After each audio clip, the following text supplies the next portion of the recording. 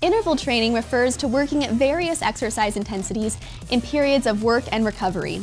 With Myzone's 5 color-coded intensity zones and the live display, it has never been easier to identify the work and recovery periods for your clients.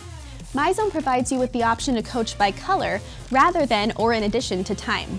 For instance, you can coach your client to perform a specific exercise until they hit the yellow or red zone, then immediately recover to the blue or green zone, and then repeat.